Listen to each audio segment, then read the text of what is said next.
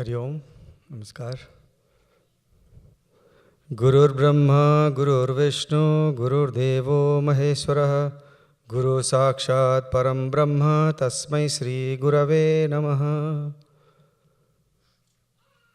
My worshipful homage to Param Gurudev Sri Swami Shivanandaji Maharaj.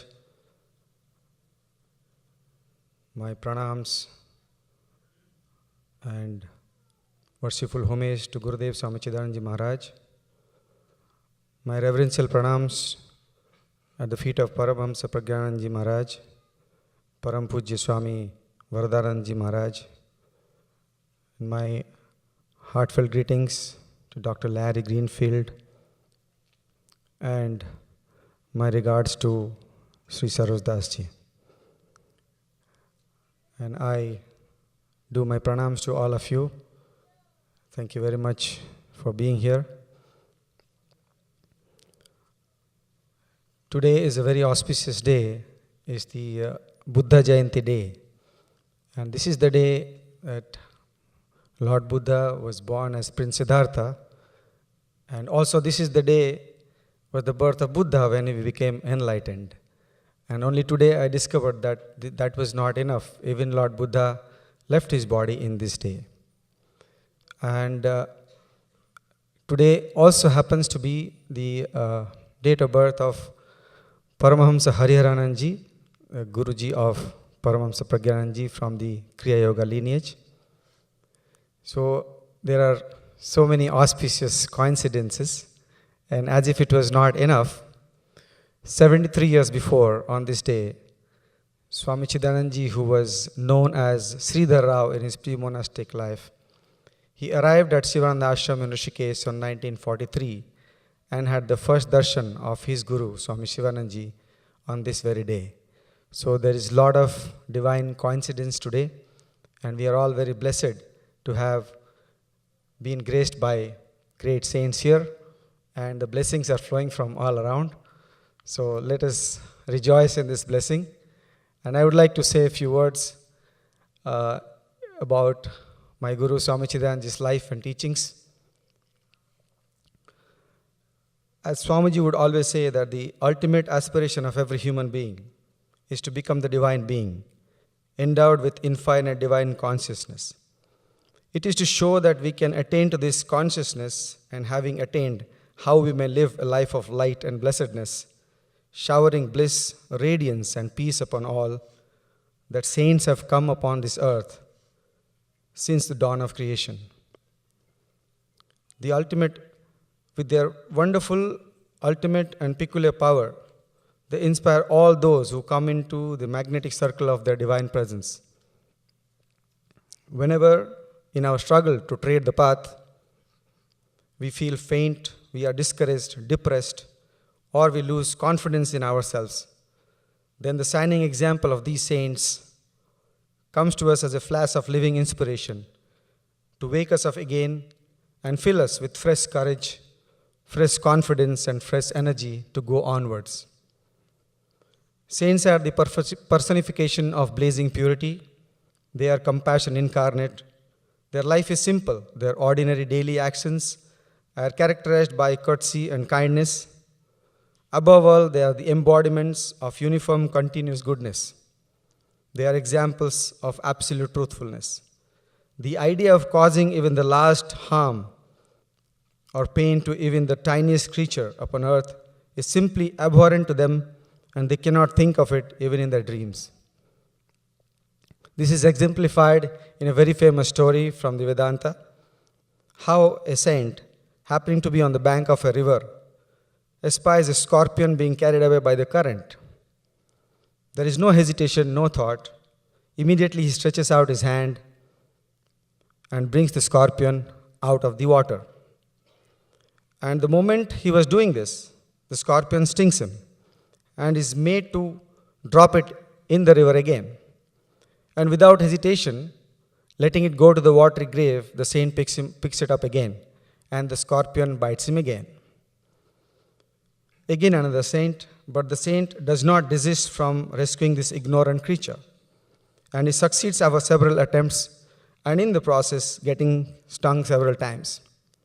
When someone standing by observed the strange scene and queried why the saint could not have left the ungrateful creature to its fate, he gets the calm and dignified reply, "Brother, the scorpion is but manifesting his nature, and I am manifesting mine. It is its dharma or nature to sting, and it is my dharma to serve." This is the special point which we have to note about the life of the saints.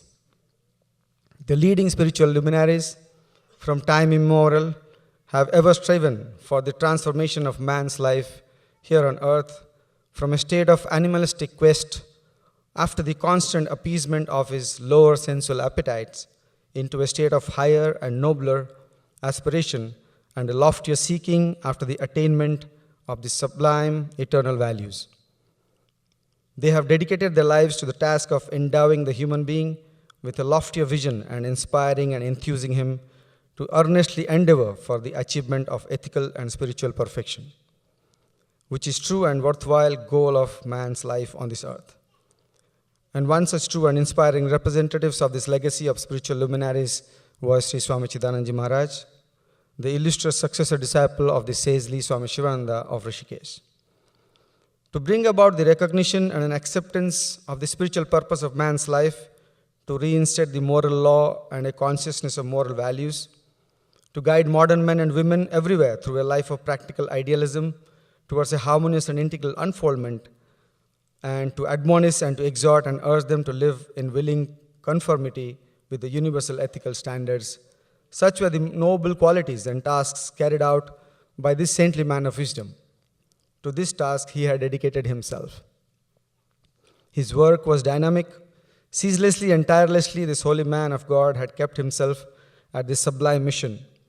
During his lifetime, he had sustained the spirit of humanity with his heartening and rousing message of strong positivism, intense spiritual optimism, hope, and active endeavor to spiritual attainment. Though he lived a very simple life, yet he had entered into the life stream of humanity. The force of his teachings, the inspiration of his idealistic life, and the magnetic influence of his powerful personality had come to be felt as a living, transforming presence in the lives of men and women who came in contact with him. His presence was felt as a saving grace and a redeeming power in our frustrated lives, racked by the uncertainties and insecurity of this precarious period. The people of today's world, like us, from all walks of life, high and low, found in him a humane philosopher, a man, though uncommon, yet possessed with a kind of common sense, sympathy, and deep understanding of not only our inward spiritual problems and intricate mental conflicts, but also of our simple and practical daily difficulties, as well as the intimate personal problems of our daily life. Having been guided by him in private as well as in public affairs, people had acquired a new vision and learned a simpler technique of harmonizing the claims of the world of matter, in which they lived with the eternal inner call of their essential spiritual nature, the unfoldment and perfection of which is the great task man here is to achieve. By coming into contact with the spiritual luminary, even hard matter-of-fact men of action have had light thrown upon the affairs of their lives and the secret revealed to them of adhering to the path of virtue and righteousness. When truthfulness, selflessness, honesty, purity, moral rectitude seem to be fast vanishing from human society, the gentle and persuasive but insistent and persistent message of Swami Chidanandaji had replanted in the true life of man through his simple universal concepts.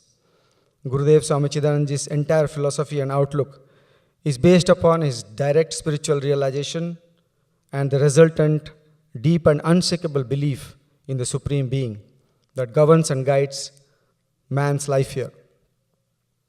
Thus, when in solving our problems, he spoke to us, his words enter into us, and we found our spirit quickened, insurmountable obstacles become simple to surmount, what was difficult becomes easy, fears and misgivings vanished, doubts that had risen sank and disappeared in a sea of faith, and weakness that was felt in the heart a moment ago was replaced by an upsurge of inner strength.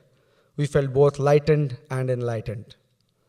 Such was our Gurudev Swami Chidananji, who was throughout a friend and a helper to all of us who served him personally and tens of thousands of people. He was a hard taskmaster in every way, though he was also a loving father and mother to every one of us, simultaneously with his firmness in his subjecting the disciple to a rigorous training together with parental care and affection. He is our sympathetic consoler, sage counselor, who is enshrined in the hearts of many as their mentor in their lives in matters moral and as their spiritual guide and master. Gurudev Sri Swami Chidananji succeeded not merely to hold aloft in both hands the banners of religion and service, but to live and to teach the identity of these two human ideals as a single frame of the soul's march to perfection. The celebration of his 100th birthday anniversary is to us all an obvious occasion to pay our homage and gratitude to the great culture of India, whose vital spirit pulsates through the veins of its saints and sages, and a noble example which was our Gurudev Sri Swami Chidananji. He always reiterated, "Wake up at dawn each day to salute the universal being. Bow down in adoration unto him before you start the day. Go through the day serenely, full of happiness and contentment. There is nothing to condemn in this world. Change your angle of vision. Forgo a grudge, forgive an enemy. Stop anxiety and smile gently unto yourself. Feel that the whole world is the manifestation of the Lord, and you are serving the Lord in all these names and forms. Convert life into yoga. God walks with the simple, reveals himself through the sufferer, gives understanding to the noble, and keeps his grace from the haughty. So renounce ego, cultivate virtues, and be free. Keep the mind always calm and peaceful. Be the conqueror of your mind, the subduer of your desires, and a master of your destiny, for you are the master." Thank you very much.